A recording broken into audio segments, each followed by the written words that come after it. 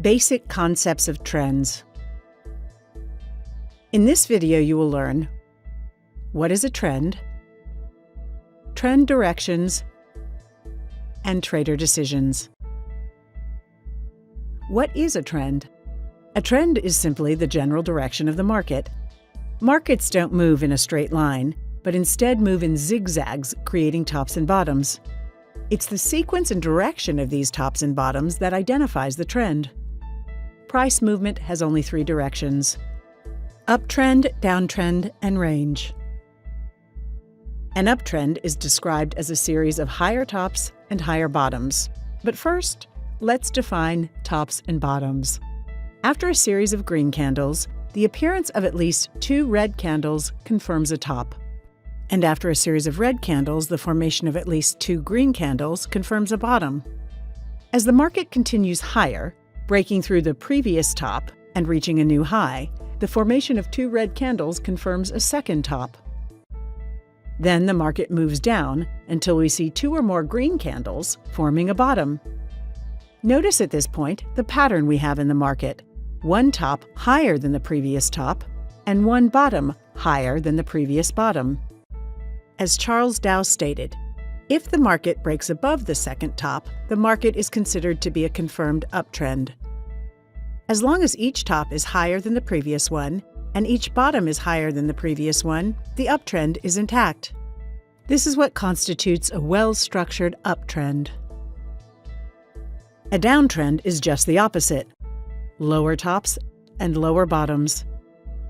As long as each top is lower than the previous top and each bottom is lower than the previous bottom, the downtrend is intact.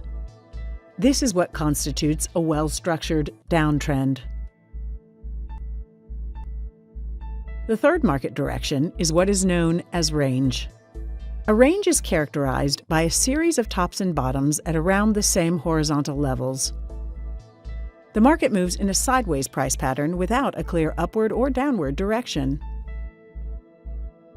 Statistically, a trend is more likely to continue than to reverse. This is why a trend is assumed to be in effect until it gives a clear signal that it has reversed. Hence the sayings, "The trend is your friend," and "Never go against the trend." By following trends over different time frames and staying away from markets when they are not trending, traders can increase their profit-making opportunities. There are three decisions confronting a trader: when to buy, when to sell, and when to do nothing.